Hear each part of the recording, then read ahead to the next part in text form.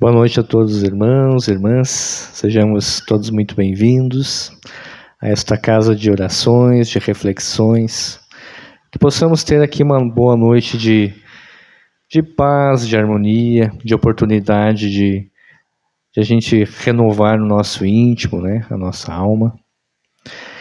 Então, para a gente iniciar as atividades da noite, antes de ler a mensagem, eu gostaria de passar um recadinho, que é uma informação importante, que o Centro Espírita está abrindo um novo grupo de estudo para quem desejar se aprofundar no conhecimento, no estudo da doutrina espírita. Estudar o Espiritismo é como você encontrar um mapa do tesouro, e aí você identificar ali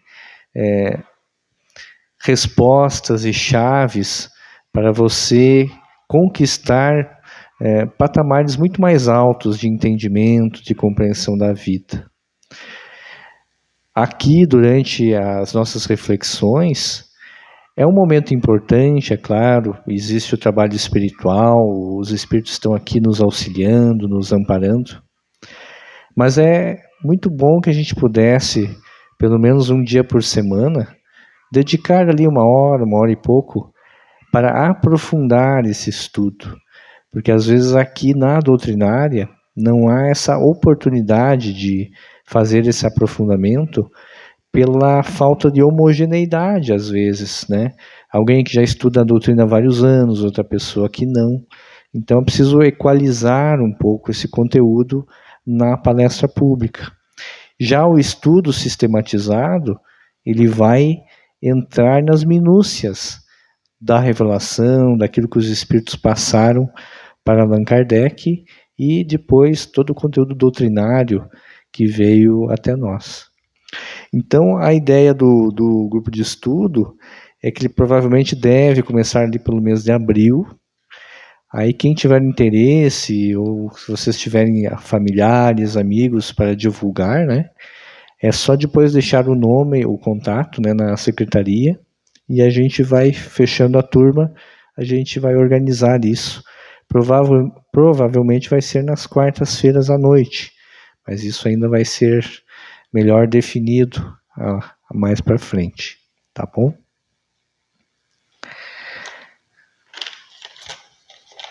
Então, meus irmãos, vamos ler uma pequena mensagem do Espírito André Luiz, que tem como título Você Mesmo. Lembre-se de que você mesmo é o melhor secretário de sua tarefa, o mais eficiente propagandista de seus ideais, a mais clara demonstração de seus princípios, o mais alto padrão do ensino superior que seu espírito abraça e a mensagem viva das elevadas noções que você transmite aos outros. Não se esqueça igualmente de que o maior inimigo de suas realizações mais nobres, a completa ou incompleta negação do idealismo sublime que você apregoa, a nota discordante da sinfonia do bem que pretende executar, o arquiteto de suas aflições e o destruidor de suas oportunidades de elevação. É você mesmo. Então convido os irmãos para que nesse instante nós possamos elevar o nosso pensamento em clima de prece, buscando a figura do Mestre Jesus, nosso irmão, nossa referência, te agradecendo, Senhor, por mais esse dia aqui na Terra, por mais esse dia que nos encontramos nesta seara, buscando refletir em torno dos teus ensinamentos, em torno do teu evangelho de amor. Tu conheces, Senhor, as nossas dificuldades íntimas, conheces os nossos conflitos, conhece os nossos projetos de felicidade. E nos encontramos aqui, para que, banhados nesta luz espiritual, possas, a espiritualidade amiga, envolver-nos os pensamentos, a consciência, o coração, trazendo-nos a luz que necessitamos para entender melhor a vida, entender melhor a Tua vontade em nosso caminho. Em Teu nome, Senhor, rogando o Teu amparo, a Tua inspiração, é que iniciamos as atividades desta noite. Que assim seja. Meus irmãos, então, para a noite de hoje, nós vamos trabalhar este tema, que na verdade é uma frase que algum amigo espiritual nos intuiu, e aí vamos refletir um pouco sobre este convite que a espiritualidade nos faz, que a vida nos faz, para que nós sejamos leves e felizes. E para isso a gente precisa fazer algumas reflexões, algumas perguntas internas, né? A primeira delas é: problemas não faltam, mas como estamos lidando com isso? De que forma nós estamos enfrentando os dissabores, as contrariedades, as lutas que são naturais da nossa existência aqui no plano físico? Será que nós estamos encarando essas dificuldades como oportunidades de renovação, de crescimento? Como meios de ascensão, de aprimoramento, de elevação? Ou nós estamos introjetando isso como um mecanismo de tristeza, de infelicidade? E eu me lembro de uma conversa que eu tive com um familiar há um tempinho atrás, e ele atende bastante pessoas no trabalho, e chegou uma pessoa para ele conversar e tal, que ele estava atendendo, e vinha uma frase que ele tinha que dizer para a pessoa. Algum amigo espiritual estava soprando. E ele vai, conversa aqui, até que ele diz: eu tenho que dizer para ti uma frase que está na minha mente e você tem que ouvir.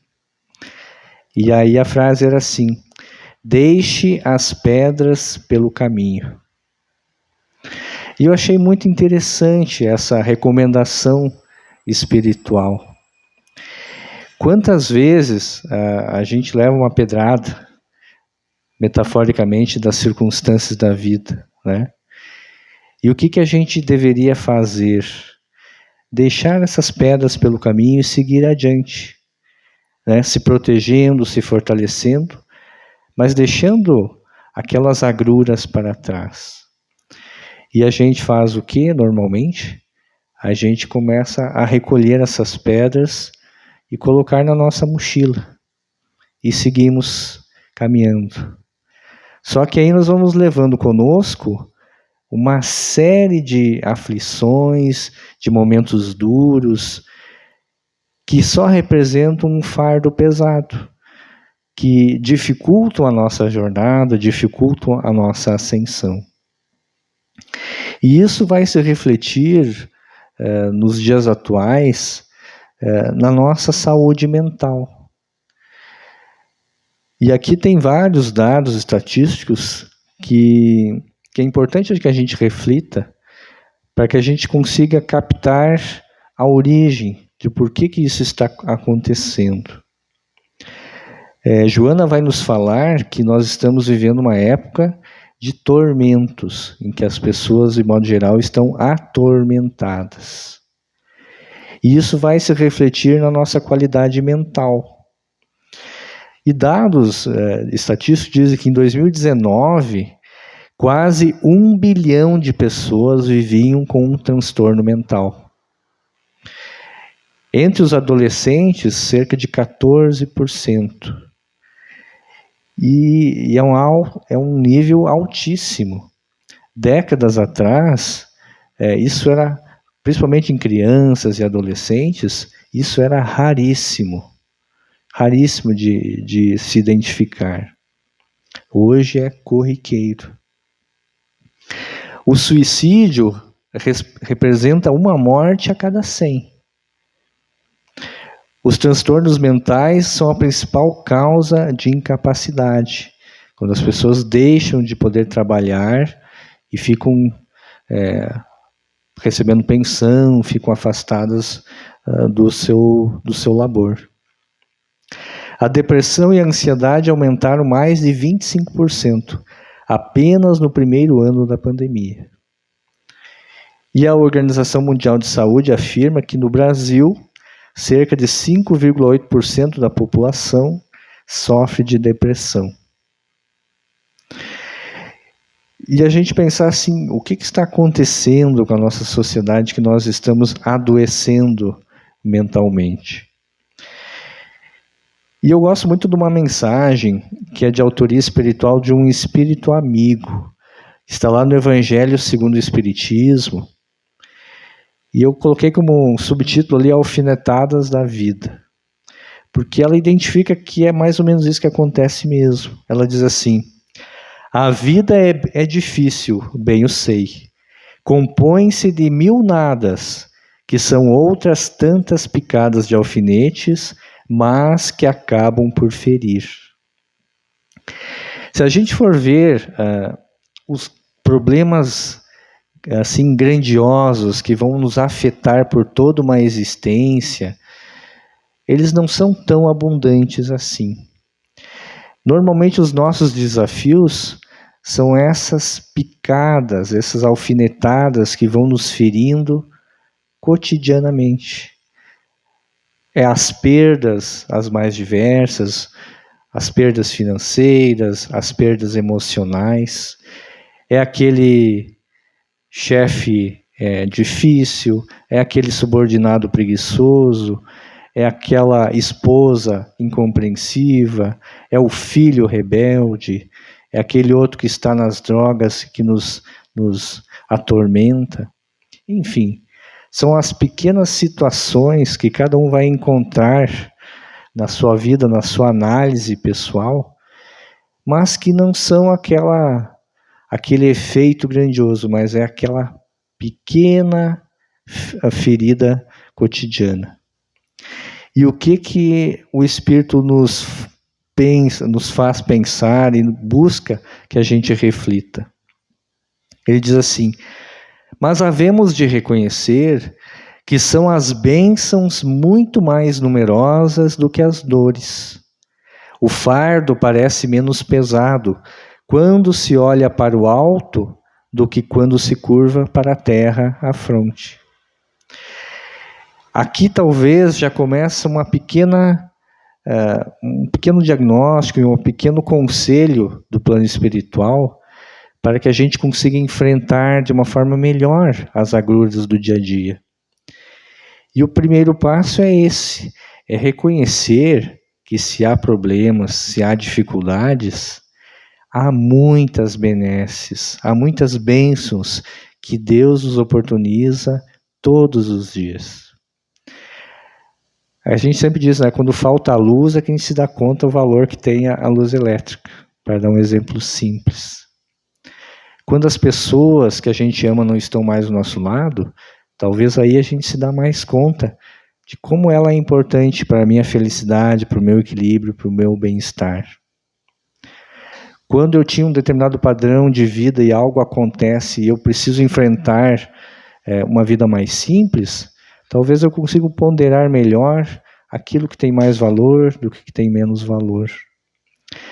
Então é importante a gente educar o nosso olhar para que o nosso olhar busque mais os pontos de luz que nos envolvam e não tanto aquelas coisas imperfeitas, aquelas coisas que a gente gostaria que fossem aprimoradas.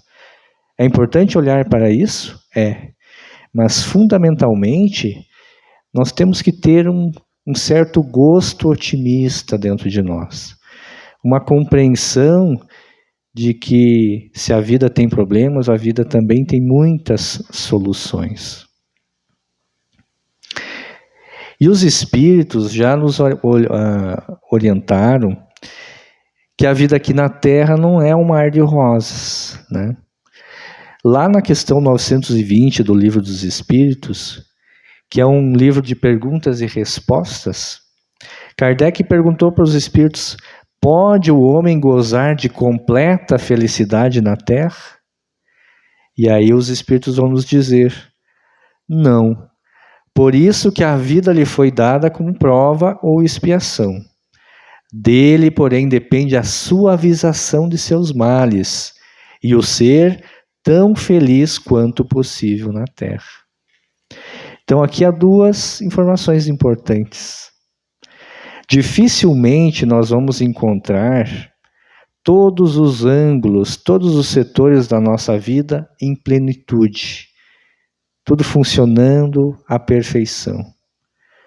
Às vezes, a minha conta bancária está boa, mas eu estou ruim de saúde.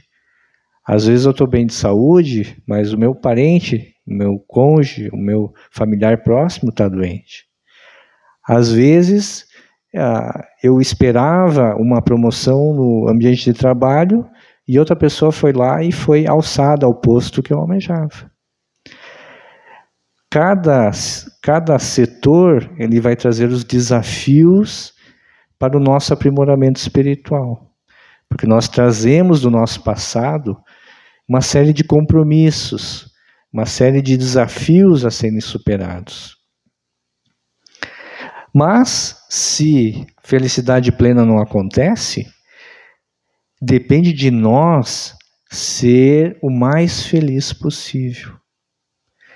E como é que a gente faz isso? Depois a gente vai ter uma mensagem aqui que a gente vai trazer alguns trechos, que é do Espírito Joana de Ângeles, que está lá no livro Jesus e a Atualidade. E ela vai trazer uma série de ponderações que vão ser bem importantes para a gente refletir como estamos vivendo a nossa felicidade íntima. Eu gosto muito dessa frase do André Luiz, que ele vai nos dizer assim sobre o valor da aceitação, da resignação. E ele diz: um lavrador suportará corajosamente aguaceiro e granizo na plantação, mas não se acomodará com gafanhoto e tiririca. Ou seja, tem situações que não dependem de nós, que está numa alçada acima da nossa condição de mudança, que é o caso de um granizo numa plantação. Nós não temos a capacidade de evitar isso. Mas pegar uma enxada e combater isso, a gente pode. Então, aquilo que está ao nosso alcance para que a gente supere coisas que nos afligem, a gente tem o dever até de trabalhar e conseguir conquistar essa solução, essa pequena felicidade que está em nossas mãos. E Joana nos diz então que Jesus foi o protótipo da felicidade. Ele amava a natureza, os homens, os labores simples com os quais teceu as suas maravilhosas parábolas. Então ele se aproveitava de um grão de mostarda, de uma vinha, de coisas simples da vida das pessoas para trazer as lições grandiosas da lei de Deus, do seu Evangelho. E nós também temos que ter um pouco desse olhar nas pequenas coisas do nosso dia a dia, encontrar ali as oportunidades para a gente refletir, para a gente compreender a vida e ser mais feliz. Nesse livro, então, Joana vai nos dizer que existem duas correntes de pensamento que elas nos conduzem aos tormentos. Elas dificultam a nossa felicidade. São duas visões de mundo que são tormentosas. A primeira visão é uma visão materialista. É aquela visão que, morreu, acabou. que nós somos apenas este corpo de carne e osso. Morreu, acabou-se a consciência. Consciência nada mais é do que o cérebro e as suas sinapses. Só que se alguém absorve plenamente esse conceito de que a vida é só o plano físico, isso vai levar a resultados insatisfatórios. O primeiro dele é que as pessoas vão procurar viver os prazeres imediatos, custe o que custar. Porque se não houver vida após a morte, não haverá resultado das minhas ações. E então, se eu sou um criminoso ou se eu sou um santo, eu vou para o mesmo resultado. Eu vou ter a mesma consequência. E aí, qual a razão para que eu me esforce no bem? Para que eu renuncie a certos prazeres para favorecer a felicidade do outro, a não interferir na felicidade do outro, a não causar o mal ao outro. Porque a gente pensar a diferença entre o bem e o mal, é que o mal é aquele que age para o bem de si mesmo apenas. Então, todo aquele que faz o mal, ele quer sentir um prazer, uma satisfação, uma recompensa. Mesmo que seja para o sofrimento do irmão. Então, aquele que pensa que a vida termina no corpo, ele tem mais facilidade de entrar nesse mundo dos prazeres imediatos. E a gente viu agora que passou esses dias de carnaval, né? Quantas pessoas que caem na gandaia, como a gente diz, né? E aí, daqui a alguns meses, quantos resultados complicados. Quantas pessoas que acabam complicando a sua encarnação por alguns minutos de alegria, entre aspas, né? E aquele que pensa que a morte é o fim, ele vai, cada vez que se aproxima esse tempo de morrer, essa morte vem muito pesada em cima da sua vida. Imagina, por exemplo, alguém que recebe o diagnóstico de câncer, um câncer terminal, com pouca perspectiva. Se a pessoa acha que a morte do corpo é o fim de tudo, quão mais desesperadora essa informação é. Porque na teoria todos nós vamos morrer, né? Mas se você tem ali, o carimbo, o selo, vai acontecer daqui tanto tempo, essa morte ela é afligente. Claro que todos nós teríamos o impacto da informação, todos nós já nos anteciparíamos na saudade que a gente sentiria da vida, das coisas boas que a gente gosta. Mas para o materialista, essa morte é muito mais difícil. Uma outra corrente do pensamento que ela é atormentadora são os dogmas religiosos. E aqui, com todo o respeito que a gente tem a todas as religiões. Mas há uma tendência nesses dogmas religiosos de considerar a Terra como um vale de lágrimas. Como que nós nascemos, entre aspas, pecadores. Nós temos um fardo de maldade, de erros, que foram cometidos lá desde Adão e Eva no paraíso, né? E depois que a gente morre, as tradições religiosas normalmente colocam lá que a gente vai ou para o céu ou para o inferno, e o céu como um plano de ociosidade, um plano de escutar os anjos tocando uma harpa, né? De não produzir, não fazer nada. Ou, para quem vai para o inferno, uma punição, um sofrimento eterno. Vejam que essas ideias, se elas realmente forem assimiladas pelo ser, pelo coração, ela torna a vida muito mais escura, muito mais difícil, espinhosa do que ela é. Porque ao invés de eu olhar as oportunidades para ser feliz, eu estou sempre me lembrando, não, mas aqui é um vale de lágrimas. Aqui eu estou para sofrer, para pagar os meus pecados. E aí, quando surge um momento de alegria, de bem-estar, eu me lembro de algo negativo. Eu me auto-saboto. Lembra aquele dia que te falaram não sei o quê? Lembra aquele evento? Lembra aquela época, aquela situação? Aí eu procuro sempre encontrar desculpas para ser infeliz, para sofrer, porque o sofrimento é que vai me levar para regiões paradisíacas na vida espiritual. Então, fundamentados nessas propostas, surgem aqueles que vivem para fruir e os que se recusam à satisfação. Dois extremos que são indesejados. E aqui eu me lembro do Tribunal de Osíris. Vocês devem conhecer, né? Quando se vê aqueles documentários do Egito, tem lá os papiros, as pirâmides, as tumbas, né, dos faraós.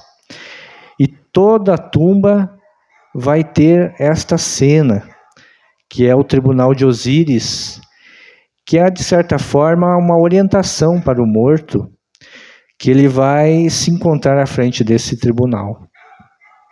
E é muito interessante que, metaforicamente, é muito criativa a ideia.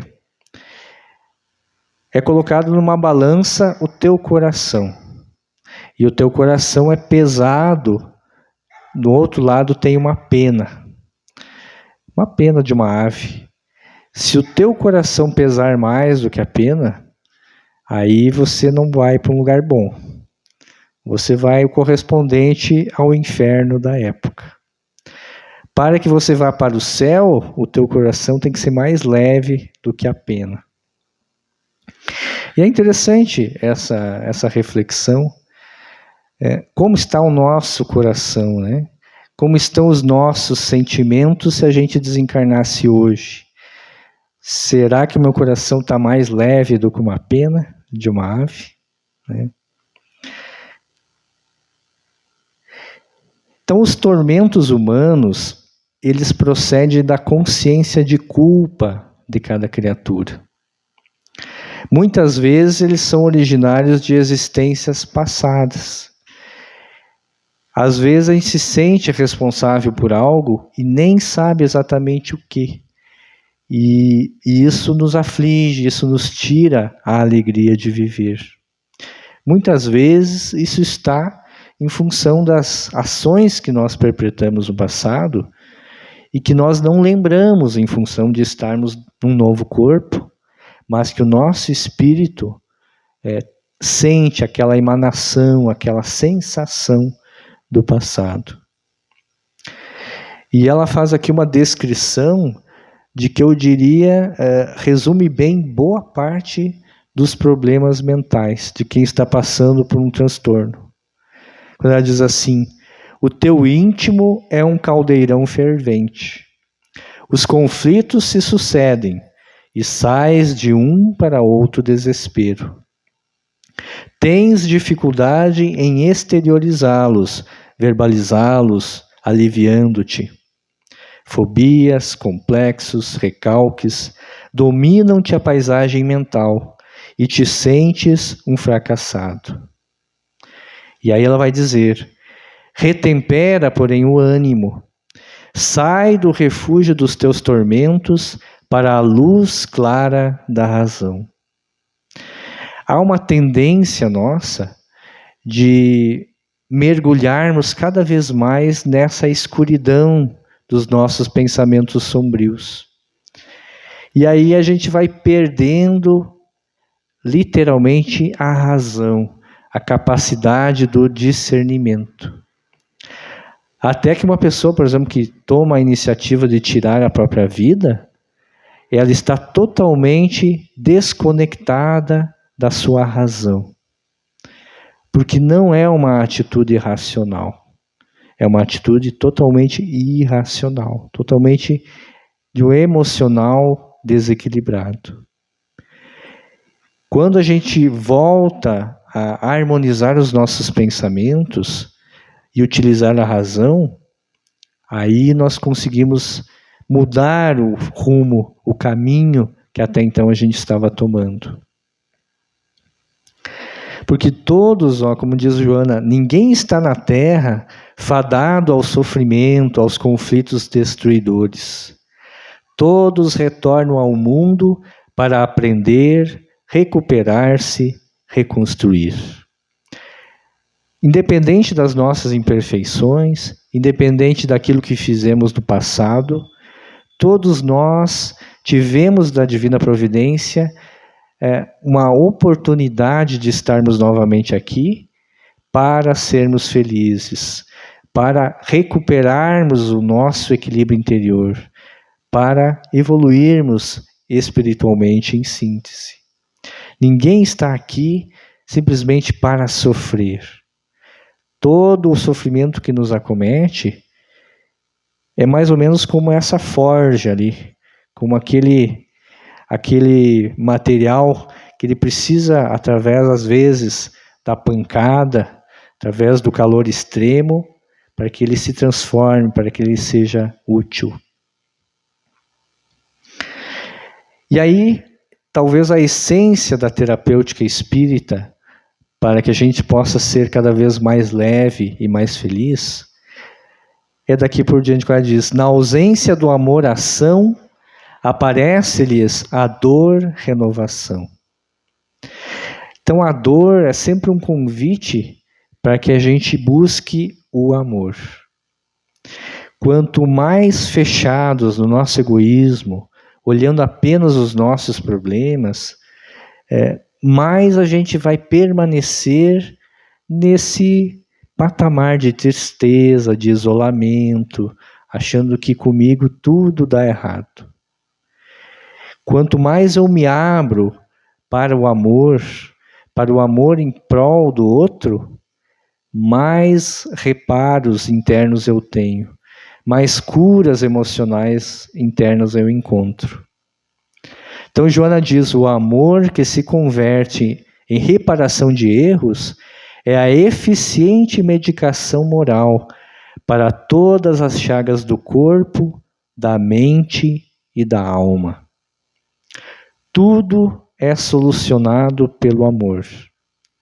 Talvez não seja no tempo que a gente gostaria, que a gente desejaria, mas o amor vai nos tornar felizes mais cedo ou mais tarde.